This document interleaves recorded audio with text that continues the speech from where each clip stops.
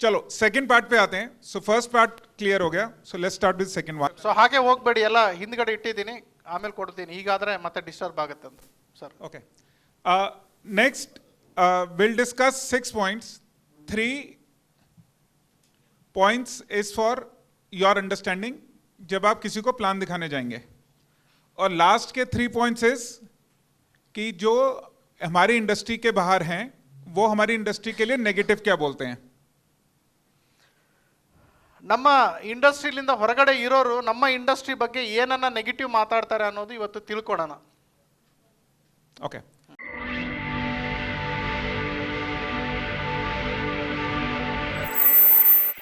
Direct seller consumer हो सकता है. ಡೈರೆಕ್ಟ್ ಸೆಲ್ಲರು ಕನ್ಸ್ಯೂಮರ್ ಆಗ್ಬೋದಾ?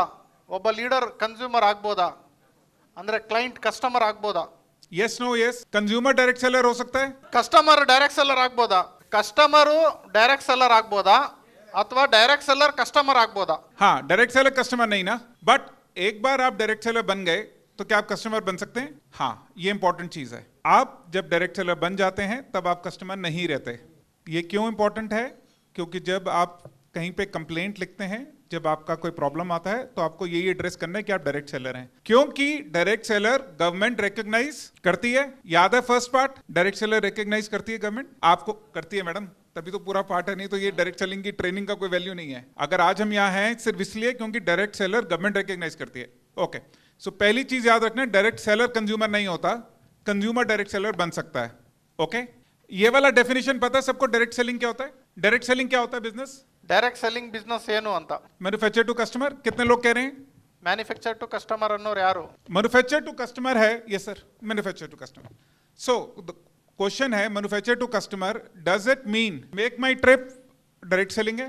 Is it an Make aggregator? My Trip ಏನಾದರೂ ಡೈರೆಕ್ಟ್ ಸೆಲ್ಲಿಂಗ್? ನಿಮ್ಮ ಪ್ರಕಾರ ಮ್ಯಾನುಫ್ಯಾಕ್ಚರ್ ಟು ಕಸ್ಟಮರ್ ಇದ್ರೆ ಮೇಕ್ ಮೈ ಟ್ರಿಪ್ ಅನ್ನೋದು ಡೈರೆಕ್ಟ್ ಸೆಲ್ಲಿಂಗ್ ಕಂಪನಿನಾ? It's an online portal. पर क्या वो डायरेक्ट टू कस्टमर नहीं है?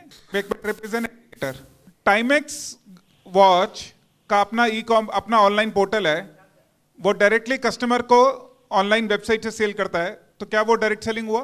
वो कंपनी तो सेल कर रहा है. इज इट नेसेसरी कि everything has to go to direct seller? So ಪ್ರತಿಯೊಂದು ಡೈರೆಕ್ಟ್ ಸೆಲ್ಲರ್ ಲಿಂದಾನೇ ಹೋಗ್ಬೇಕು ಅನ್ನೋದು ನೆಸೆಸಿಟಿ ಇದೆ ಅಲ್ವಾ ಡೈರೆಕ್ಟ್ ಸೆಲ್ಲಿಂಗ್ ಇಂಡಸ್ಟ್ರಿಯಲ್ಲಿ, ಡೈರೆಕ್ಟ್ ಸೆಲ್ಲಿಂಗ್ ಕಂಪನಿಯಲ್ಲಿ ಅಂತ. One thing is clear, there is some confusion, correct? Is direct selling equal to direct to customer? D2C is different, direct selling different. But what happens? जब हम किसी के घर जाते हैं तब हम कहते हैं ये एक डायरेक्ट टू कस्टमर का बिजनेस है. सो ये वाला वर्ड अब हमने नहीं बोलना है, कि हमने ये नहीं बोलना कि we are a direct to consumer company है.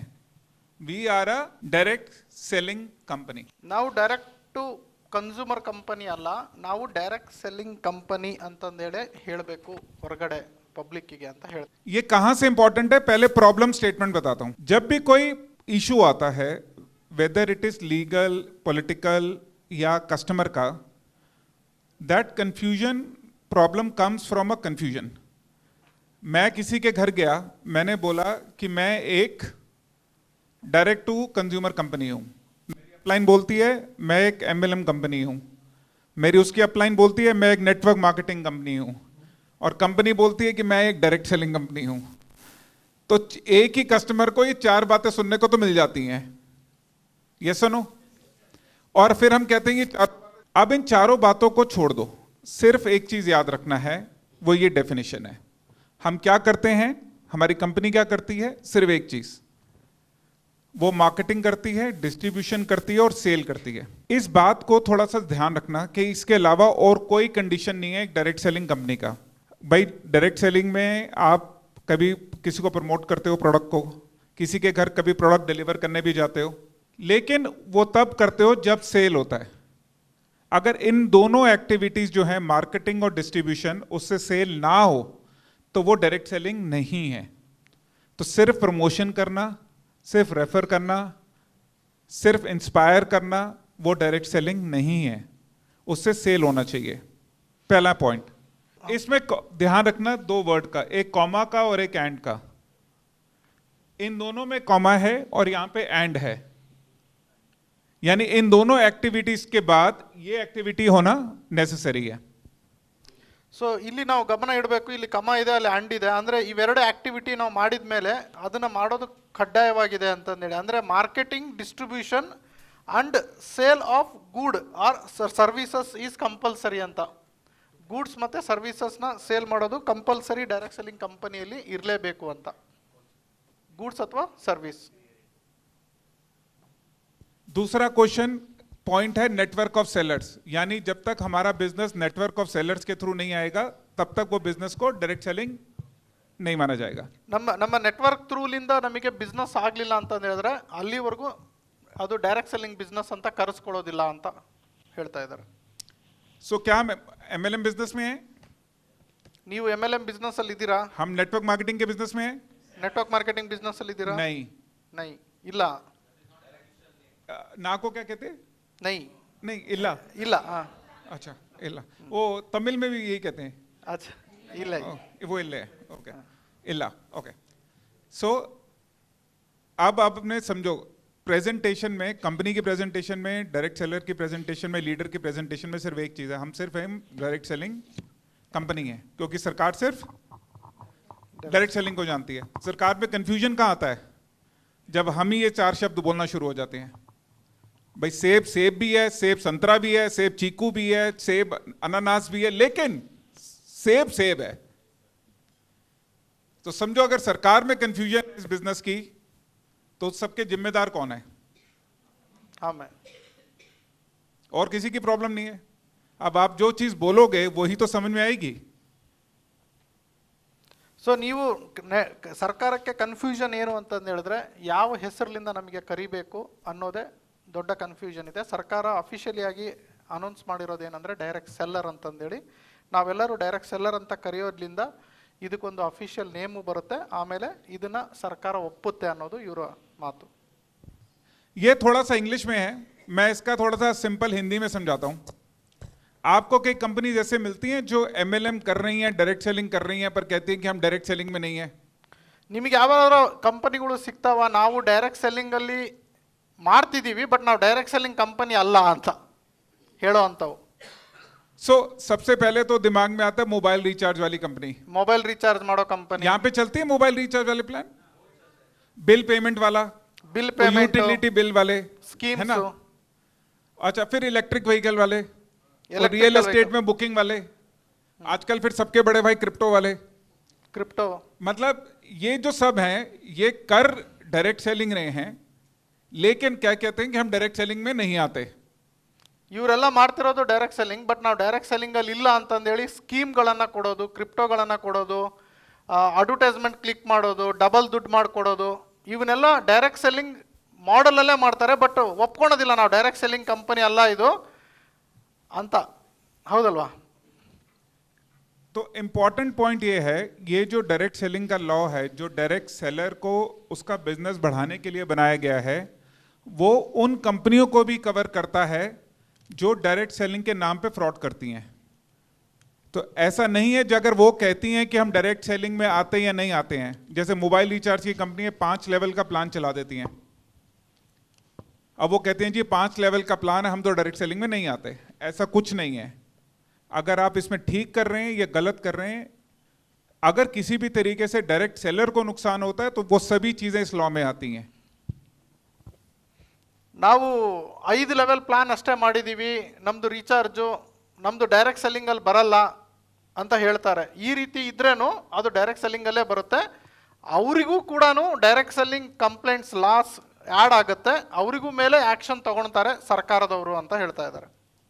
ನೆಕ್ಸ್ಟ್ ಸೊ ಪ್ರಪಂಚದ ಮೊಟ್ಟ ಮೊದಲ ಕನ್ನಡದ ಮಾಸ ಪತ್ರಿಕೆ ಜಾಹೀರಾತು ಮುಕ್ತ ಹಾಗೂ ಯಾವುದೇ ಕಂಪನಿಯ ಪ್ರಚಾರವಿಲ್ಲದೆ ಕನ್ನಡದ ನೆಟ್ವರ್ಕ್ ಮಾರ್ಕೆಟಿಂಗಿಗೆ ಇಂಡಸ್ಟ್ರಿಗೆ ಸಂಬಂಧಪಟ್ಟಿರುವಂತಹ ಮಾಸ ಪತ್ರಿಕೆ ಕನ್ನಡದಲ್ಲಿ ನಿಮ್ಮ ಮನೆಗೆ ಪ್ರತಿ ತಿಂಗಳು ಬರುತ್ತೆ ಸ್ನೇಹಿತರೆ. ಇದು ಒಂದು ಹೊಸದಾಗಿ ನಾನು ಮಾಡಿದ್ದೇನೆ, ಇದನ್ನ ಎಲ್ಲರೂ ತರಿಸ್ಕೊಳ್ತಾ ಇದ್ದಾರೆ. ನೀವು ಯಾವುದೇ ಕಂಪನಿಯಲ್ಲಿರಿ, ಎಲ್ಲೇ ಇರಿ, ಯಾವುದೇ ಊರಿನಲ್ಲಿರಿ, ಯಾವುದೇ ಕಂಪನಿಯಲ್ಲಿ ನೆಟ್ವರ್ಕ್ ಮಾರ್ಕೆಟಿಂಗ್ ಮಾಡ್ತಾ ಇರಿ. ನೆಟ್ವರ್ಕ್ ಮಾರ್ಕೆಟಿಂಗ್ ಪ್ರಪಂಚದಲ್ಲಿ ಏನೆಲ್ಲ ಆಗ್ತಾ ಇದೆ, ಇಂಡಿಯಾದಲ್ಲಿ ಏನೆಲ್ಲ ಆಗ್ತಾ ಇದೆ, ಕರ್ನಾಟಕದಲ್ಲಿ ನೆಟ್ವರ್ಕ್ ಮಾರ್ಕೆಟಿಂಗ್ ಹೇಗೆ ಬೆಳೀತಾ ಇದೆ, ಪ್ರತಿಯೊಂದು ಇಂಚು ಮಾಹಿತಿನೂ ಈ ನ್ಯೂಸ್ ಪೇಪರ್ ನಲ್ಲಿ ಬರುತ್ತೆ ನೆಟ್ವರ್ಕ್ ಮಾರ್ಕೆಟಿಂಗಿಗೆ. ಒಂದು ನ್ಯೂಸ್ ಪೇಪರ್ ಇರಲಿಲ್ಲ, ಒಂದು ನೆಟ್ವರ್ಕ್ ಮಾರ್ಕೆಟಿಂಗ್ ಮಾಸ ಪತ್ರಿಕೆ ನಾನು ಬಿಡುಗಡೆ ಮಾಡಿದ್ದೀನಿ. ಹೆಚ್ಚಿನ ಮಾಹಿತಿಗಾಗಿ ಇಲ್ಲಿ ಕರೆ ಮಾಡಿ, ಈ ನಂಬರ್ಗೆ ತಿಳಿದುಕೊಳ್ಳಿ, ವಾಟ್ಸ್ಆಪ್ ಮಾಡಿ. ನಿಮಗೆ ಪ್ರತಿಯೊಂದು ಡೀಟೇಲ್ಸ್ ಈ ನಂಬರ್ ಅಲ್ಲಿ ಸಿಗುತ್ತೆ. ಇದನ್ನ ಹೇಗೆ ಸಬ್ಸ್ಕ್ರೈಬ್ ಮಾಡಬೇಕು, ಇದನ್ನ ಹೇಗೆ ಅಪ್ಡೇಟ್ ಮಾಡ್ಕೋಬೇಕು, ಪ್ರತಿಯೊಂದನ್ನು ಹೇಳ್ಕೊಡ್ತೀನಿ. ಯಾಕಂದ್ರೆ ಈ ಮಾಸ ಪತ್ರಿಕೆಯಿಂದ ನಿಮಗೆ ಬಹಳಷ್ಟು ಲಾಭಗಳುಂಟು. ಒಂದೇದೇನಂದ್ರೆ ಅಪ್ಡೇಟ್ಸ್ ತಿಳ್ಕೋಬಹುದು ನೆಟ್ವರ್ಕ್ ಮಾರ್ಕೆಟಿಂಗ್ ಅಲ್ಲಿ. ಎರಡನೇದು, ನೀವು ನೆಟ್ವರ್ಕ್ ಮಾರ್ಕೆಟಿಂಗ್ ಅಲ್ಲಿ ಹೆಚ್ಚಿನ ಅವಕಾಶವನ್ನ ಪಡಿಬಹುದು, ಬೆಳಿಬಹುದು, ಇನ್ನು ಹೆಚ್ಚು ಹಣವನ್ನು ಗಳಿಸಬಹುದು. ಮೂರನೇದು, ನೆಟ್ವರ್ಕ್ ಮಾರ್ಕೆಟಿಂಗ್ ನಲ್ಲಿ ನಡೀತಿರುವ ಮೋಸ ಅನ್ಯಾಯದ ವಿರುದ್ಧ ಏನೆಲ್ಲ ನಡೀತಾ ಇದೆ ಈ ಮಾಸ ಪತ್ರಿಕೆಯಲ್ಲಿ ಇರುತ್ತದೆ. ನಾಲ್ಕನೇದಾಗಿ, ನೆಟ್ವರ್ಕ್ ಮಾರ್ಕೆಟಿಂಗ್ ಅಲ್ಲಿ ಅವಾಗವಾಗ ಜನರು ನೆಗೆಟಿವ್ ಆಗ್ತಾ ಇರ್ತಾರೆ. ಆ ನೆಗೆಟಿವ್ ಆಗ್ಲಿಲ್ದಂಗೆ ಇರಬೇಕು ಅಂದ್ರೆ ಈ ಮಾಸ ಪತ್ರಿಕೆ ಹೆಲ್ಪ್ ಮಾಡುತ್ತೆ. ಪ್ರತಿ ತಿಂಗಳು ಅವ್ರ ಮನೆಗೆ ಹೋಗೋದ್ರಿಂದ ಅವ್ರು ಮತ್ತದನ್ನೇ ಆಕ್ಟಿವೇಟ್ ಆಗಿ ಕೆಲಸ ಮಾಡೋದ್ರಲ್ಲಿ ಯೂಸ್ ಆಗುತ್ತೆ.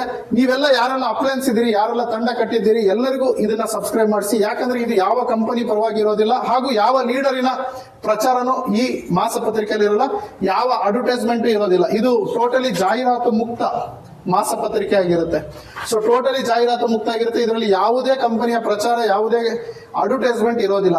100% ಔಟ್ ಆಫ್ ಔಟ್ ಒಳ್ಳೆ ಇನ್ಫಾರ್ಮೇಶನ್ ಇರುತ್ತೆ, ಮೋಟಿವೇಶನ್ ಸ್ಟೋರೀಸ್ ಇರುತ್ತೆ, direct selling rules and regulation ಬಗ್ಗೆ ಮಾತನಾಡ್ತೀವಿ.